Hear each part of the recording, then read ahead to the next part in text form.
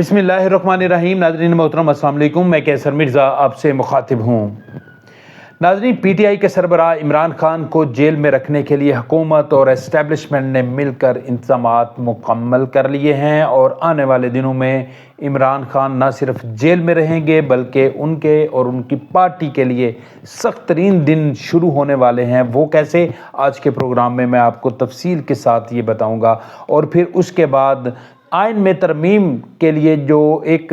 बंद रास्ते थे वो अब खुलना शुरू हो गए हैं। ये कहाँ से कौन कौन सा रास्ता खुल रहा है, ये भी आज के प्रोग्राम में हम डिस्कस करेंगे। और इसके अलावा चीफ ऑफ आर्मी स्टाफ अरकान पार्लियामेंट को इन कैमरा ब्रीफिंग देने जा रहे हैं। उनकी ब्रीफिंग का क्या मकसद है, क्या मुल्क में अमन व अमान की सूरत हाल इंतहाई महदूश होती जा रही है और इस ब्रीफिंग के बाद आर्मी आखिर करने क्या जा रही है, ये भी आज के प्रोग्राम का हिस्सा है। इसके मुतल्लिक भी तफसील से आपको आगाह करेंगे। इससे पहले आगे बढ़ें, आपसे गुजारिश है कि हमारे चैनल को अगर अभी तक आपने सब्सक्राइब नहीं किया तो बराए करम सब्सक्राइब कर दें, वीडियो को लाइक और शेयर करें। नाज़रीन, सबसे पहले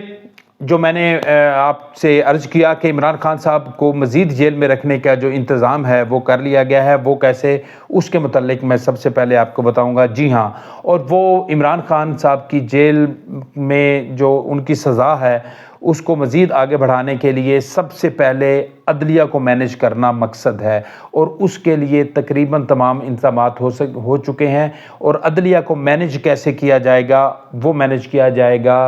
अदलिया में इस्लाहात के नाम पर तब्दीलियां किए जाने के साथ। और वो तब्दीलियां कैसे होंगी, वो जब आइन में तरमीम होगी। और आइन में तरमीम के लिए क्या है कि जो बंद रास्ते थे वो खुलना शुरू हो चुके हैं। सबसे बड़ा रास्ता क्या है कि 63A का केस जो तकरीबन 2 साल से पेंडिंग पड़ा हुआ था, उसमें नज़रसानी केस की समाअत नहीं हो रही थी, वो भी आज जो है वो उसकी इब्तदाई हियरिंग हो चुकी है। और उसमें चीफ जस्टिस ऑफ पाकिस्तान ने जो कानूनी निकात उठाए और जो सवालात उठाए हैं और जो उनके रिमार्क्स थे, उससे बिल्कुल वाज़े तौर पर नज़र आ रहा है कि ये फ़ैसला जो साबका चीफ जस्टिस उमर अता बंदयाल की सरबराही में 5 रुकनी बेंच ने दिया था, वो फ़ैसला ख़त्म हो जाएगा। और उसके बाद 63A में जो सज़ा का तयन है वो भी बदल जाएगा और जो पहले सज़ा का तयन आइन में दर्ज है वो बहाल होगा। और उसके बाद क्या होगा कि आइन के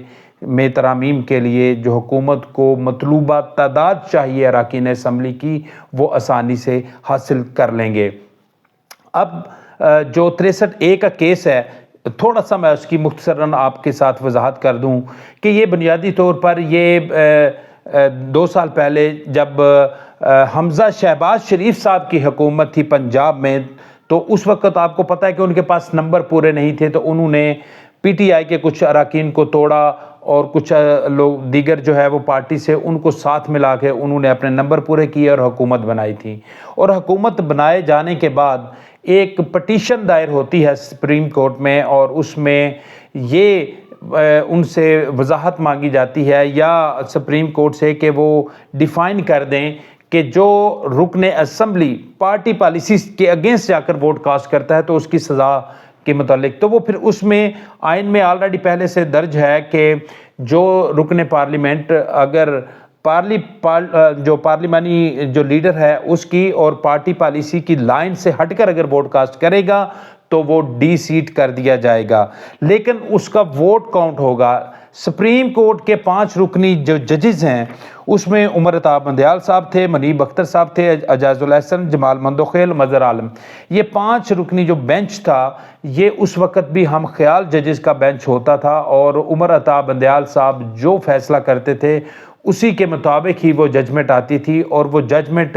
पहले से ही तकरीबन डिसाइड शुदा थी और उसमें एक बड़ा रिलीफ मिला पीटीआई को। और इस फैसले की रोशनी में मुस्लिम लीग नून की हुकूमत पंजाब से ख़त्म हुई और उसके बाद चौधरी परवेज़ इलाही और पीटीआई की हुकूमत दोबारा कायम हुई। अब क्योंकि किस तरह हुई वो भी आपको बताता हूं कि जब वो नंबर पूरे नहीं थे तो इन्होंने पीटीआई से, जब मुस्लिम लीग नून ने नंबर पूरे किए तो फिर सज़ा ये हुई कि उसको ना सिर्फ डी सीट किया जाएगा बल्कि उनका वोट भी काउंट नहीं होगा। तो उनका वोट जब काउंट नहीं हुआ तो वो फिर ज़ाहिर अक्सरियत खो चुके थे मुस्लिम लीग नून کہ وزیر اعلیٰ حمزہ شہباز، تو پھر انہیں اقتدار چھوڑنا پڑا تھا۔ تو وہ فیصلہ اس فیصلے کے اگینسٹ، یعنی کہ نظر ثانی کی اپیل دائر تھی، اور وہ 2 سال سے تقریباً وہ اس سے زائد عرصہ ہو گیا اس کو سپریم کورٹ میں فکس نہیں کیا جا رہا تھا۔ گرمی کی چھٹیوں سے پہلے کوشش کی تھی چیف جسٹس آف پاکستان نے کہ اس کیس کو لگایا جائے، لیکن جسٹس منصور علی شاہ اور جسٹس منیب اختر، چونکہ وہ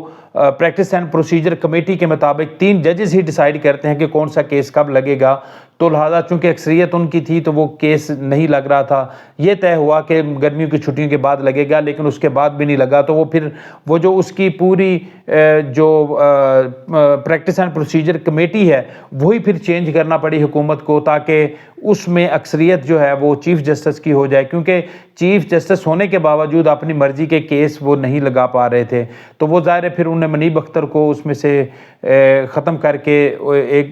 دوسرے جج کو جو ہے اس میں ساتھ کمیٹی میں شامل کیا، اور انہوں نے پھر یہ اس کیس کو لگا دیا۔ اب یہ کیس آج اس کی پہلی ہیئرنگ تھی۔ اس ہیئرنگ میں جو چیف جسٹس نے جو سوالات اٹھائے، جو نکات اٹھائے، اس سے واضح طور پر لگ رہا ہے کہ یہ ججمنٹ جو ہے وہ جو پچھلی ججمنٹ تھی اس کے مختلف ہوگی، اور وہ اس کا جو سابقہ فیصلہ ہے اس کو ختم کر دیا جائے گا۔ اور ابھی یہ جو بینچ بنا ہے چیف جسٹس قاضی فائز عیسیٰ کی سربراہی میں، یہ بھی اس کو بھی ون سائیڈڈ آپ کہہ سکتے ہیں، یہ بھی خم خیال ججز کا ہے، اور اس بینچ کے بننے کے ساتھ ہی یہ کلیئر ہو چکا ہے کہ فیصلہ جو ہے وہ نون لیگ اور حکومت کو سپورٹ کرے گا۔ تو سپورٹ کرے گا تو وہ ظاہر ایک جو رکن پارلیمنٹ کی سزا کا جو تعین ہے وہ چینج ہو جائے گا، تو پھر آٹومیٹیکلی حکومت کے پاس آئین میں ترامیم کے لیے جو مطلوبہ جو اراکین چاہیے وہ پورے کر لیں گے، کیونکہ وہ آزاد اراکین کو بھی ملا سکتے ہیں اور دیگر پارٹیوں میں سے بھی کچھ لوگوں کو توڑ کر وہ آئین میں ترامیم کر لیں گے۔ لیکن اچھا، اس کا ایک اور فائدہ یہ ہوگا کہ مولانا فضل الرحمان جو اس وقت حکومت کو آڑے ہاتھوں لیے ہوئے تھے، آپ نے دیکھا کہ گزشتہ 1 مہینے سے حکومتی شخصیات کی تمام تر کوششوں کے باوجود وہ ان کو منانے میں کامیاب نہیں ہو سکے تھے۔ اب اگر یہ فیصلہ ہو جاتا ہے تو پھر شاید مولانا فضل الرحمان کی ضرورت پیش نہ آئے، لیکن اس کے باوجود حکومت یہ چاہے گی کہ مولانا فضل الرحمان کو ضرور ساتھ لے کر آیا جائے، کیونکہ حکومت اور اسٹیبلشمنٹ یہ قطعی طور پر برداشت نہیں کر سکتی کہ مولانا فضل الرحمان حکومت کے خلاف یا اسٹیبلشمنٹ کے خلاف کسی تحریک کا حصہ بنے، کیونکہ وہ ایک اسٹرانگ پاور رکھتے ہیں پاکستان کی سیاست میں، تو لہٰذا ان کو ساتھ ضرور ملایا جائے گا۔ یہی وجہ ہے کہ آج وفاقی وزیر داخلہ محسن نقوی صاحب نے آج پھر ان کے ساتھ ملاقات کی ہے، اور آئین میں ترامیم کے حوالے سے جو ان کے ساتھ زیر التوا امور تھے اس حوالے سے ابتدائی انہوں نے بات چیت کی ہے۔ گو کہ اب لگ رہا ہے کہ رستہ جو ہیں وہ ہموار ہو چکے ہیں۔ اچھا، اب آئین میں اگر ترامیم ہو جاتی ہے تو عمران خان کو اور ان کی پارٹی کو نقصان کیا ہوگا، یہ بھی آپ کو بتائے چلتے ہیں کہ عمران خان کا، جیسے میں نے پہلے کہا کہ وہ جیل سے باہر نہیں نکلیں گے، کیونکہ عمران خان صاحب کو اسلام آباد ہائی کورٹ سے اور سپریم کورٹ سے کافی ریلیف مل رہا تھا، اور اب ہم نے دیکھا کہ لاہور ہائی کورٹ کے کافی سارے ججز کے ٹرانسفرز کر دیے گئے ہیں، اور صرف اور صرف اسلام آباد کورٹ ایسی تھی کہ اس کے ججز کے ٹرانسفر نہیں ہو سکتے تھے۔ تو اب جو ہے وہ حکومت کے پاس اگر آئین میں ترامیم کر لیں گے تو اس کے مطابق وہ کسی بھی جج کو کسی بھی عدالت میں ٹرانسفر کر سکتے ہیں، تو لہٰذا اسلام آباد میں وہ تمام ججز جو حکومت اور اینٹی اسٹیبلشمنٹ ججمنٹ جنہوں نے دی ہوئی ہیں وہ ادھر سے ٹرانسفر کر دیے جائیں گے، اور اپنی مرضی کے ججز کو یہاں پہ لگا کے اپنی مرضی کے ہی فیصلے لیے جائیں گے، اور جب اپنی مرضی کے فیصلے لیے جائیں گے تو پھر یقینی طور پر عمران خان کا باہر آنا یہ ناممکنات میں شامل ہو جائے گا۔ اور پھر ایک جج صاحب تو پہلے ہی چھٹی پہ چلے گئے ہیں، اور ممکنہ طور پر وہ شاید ریزائن بھی کر جائیں، بابر ستار صاحب، کیونکہ ان کی دوہری شہریت ہے امریکہ کی۔ تو لہٰذا آئین میں ترامیم کے بعد یہ بھی ہے کہ جس جج کی دوہری شہریت ہوگی وہ فوری طور پر عہدے سے اس کو ہٹا دیا جائے گا، اور آئین میں ترمیم اگر پاس ہو جاتی ہیں تو بابر ستار صاحب ویسے ہی جو ہے وہ جج نہیں رہ سکتے، اور پھر اس کے بعد ایک اسلام آباد ہائی کورٹ کے جج ویسے ہی ہیں جن کا جعلی ڈگری والا کیس ہے، تو وہ بھی کل آپ نے دیکھا کہ یونیورسٹی جو کراچی کی یونیورسٹی ہے، انہوں نے بھی ان کے حوالے سے سخت ترین جو ہے وہ اپنے بیان ریکارڈ کروا دیا ہے ہائی کورٹ میں، تو ان کا بھی بچنا ممکن ہے۔ 2 جج یہ ویسے نکل گئے اور باقیوں کو ویسے ٹرانسفر کر کے جو عمران خان کے کیسز ہیں ان کے حوالے سے جو سزائیں ہیں اس میں بھی ریویو میں بھی جایا جا سکتا ہے، اور جو آئندہ جو کیسز ہیں اس کو مزید التوا میں بھی ڈالا جا سکتا ہے، تو لہٰذا عمران خان کے لیے مزید مشکلات بڑھیں گی آنے والے دنوں میں۔ اور یہی وجہ ہے کہ عمران خان یہ تمام مشکلات کو بھانپ چکے ہیں، ان کو پتہ لگ گیا ہے کہ حکومت اور اسٹیبلشمنٹ جو ہے وہ ان کے لیے مزید جو گلی ہے اس کو بند کر چکے ہیں، دروازے بند ہو چکے ہیں۔ یہی وجہ ہے کہ انہوں نے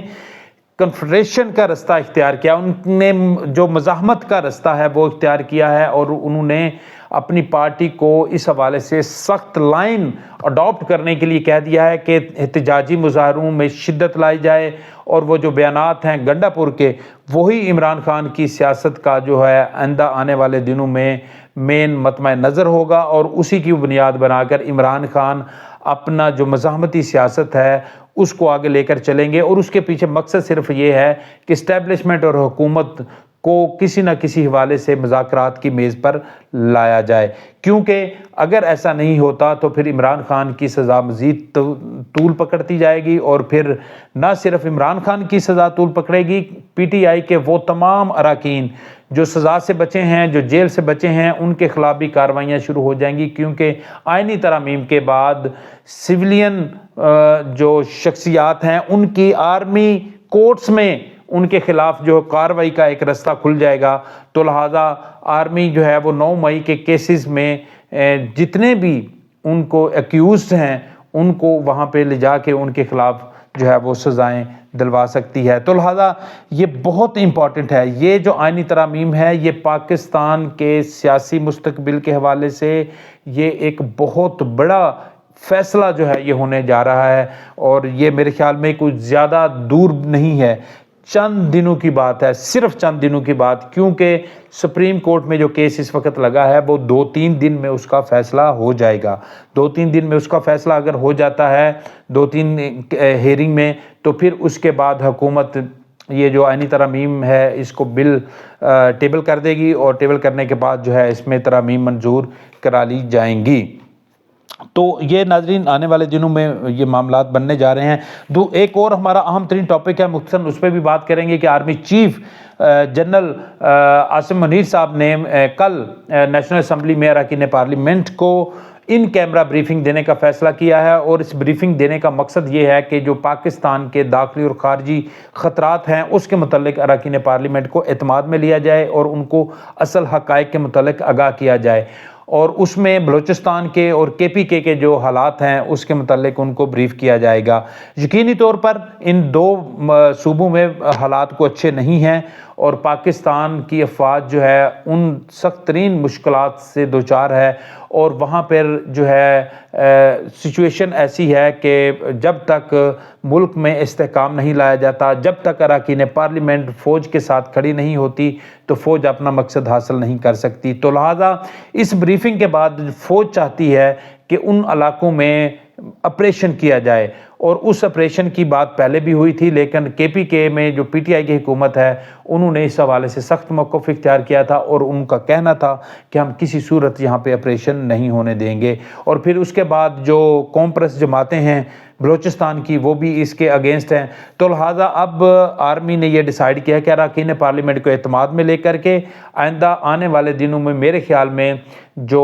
خیبر پختونخوا اور بلوچستان یہاں پر دہشت گردوں کے خلاف اور ان تمام جو ایکسٹریمسٹ اور جو دہشت گرد تنظیمیں ہیں ان کے ٹھکانوں پر آرمی کی طرف سے سخت ترین جو ہے وہ آپریشن کیے جانے کا امکان ہے، تاکہ وہ جو ان کی سرگرمیاں ہر روز بڑھتی جا رہی ہیں اس کو روکا جا سکے۔ تو دیکھتے ہیں جی آنے والے دنوں میں کیا حالات جو ہے وہ صورتحال اختیار کرتے ہیں۔ اب تک کتنا ہی، مجھے اجازت دیجیے، اللہ حافظ۔